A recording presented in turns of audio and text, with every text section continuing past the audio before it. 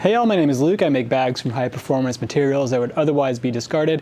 And today I wanted to talk about a couple variations that I'm adding to the 20-liter single layer pack, which this blue one here from Cuben Fiber, you can see this is a version of the 20-liter single layer pack that has side pockets from Ultra Stretch, which is a Dyneema reinforced stretchy material. It's really hard to cut. Holds a Nalgene or a thermos or whatever you want on the side here.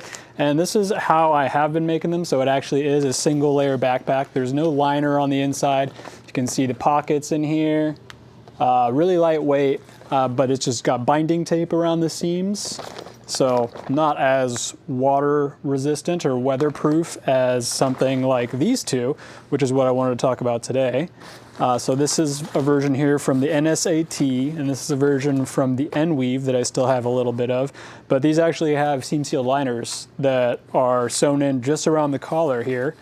And this version here from the NSAT has your standard cinch with a pull cord at the top, and also a lid that has stretch binding tape around the outside, and then a little fidlock buckle here for securing that. And it can be adjusted up and down. So this version has the cinch top, obviously, and then I also have a version here from the N-Weave that has a roll top. So they both have just a fidlock buckle at the top, and they both have seam sealed liners in them. So a drop-in liner, it's kind of like a mini drop liner without as many features, right? So there's no exterior pockets, the straps don't have as much padding, but they're still curved and they're still dual density foam, closed cell foam, so it's not going to absorb sweat or moisture or anything. But these are simpler, they're lighter, there's no fiberglass batten in the back of them. They go together quicker, they can be a little cheaper. There is an interior drop pocket for like an iPad on the back panel, and then a zipper pocket on the front and a key clip, and that's it. So just keeping it nice and simple. Only a grab handle on the back because, I don't know, the grab handle on the front kind of does get in the way of a lid. And, you know, it's a pretty small bag, so I'm not sure there's really the need to have two long handles that you can grab together unless you're really packing it full of some heavy stuff. So that's basically it. These are the two new variations that I'm going to be adding to the product page for the 20-liter bag so that you can basically upgrade the bag to have a seam tape liner and the opening style of your choice. And while I'm here, I just wanted to show you the current prototype that I'm working on of the larger version of this, the 20-liter single layer pack. This one is about 40 liters, 35 or 40 liters, something like that. And it's got a big pocket on the front here. Still trying to figure out the best organizational methods for having, you know, like pen pockets or something in here. It was originally from a backcountry ski pack that I made, so it was made to have like your shovel and your probe in here. So kind of different access requirements. I think I'll bring these zippers further down so that it opens further, really like clamshells open, and then you can have access to everything. But it's basically the same style.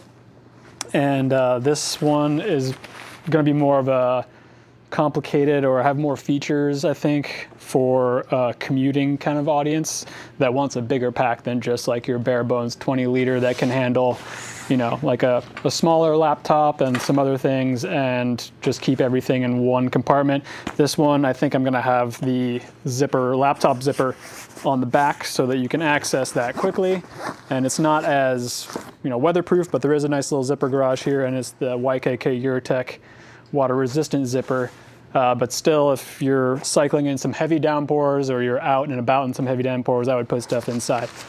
So I am working on doing a similar version of the lid on this one so that folks can choose like, hey, I'm never really going to be out when it's that rainy. The cinch top is actually surprisingly good on its own. Like, it really puckers down to a really tiny, tiny little hole. So I haven't had any problems with it yet, but I haven't really tested it in severe downpours.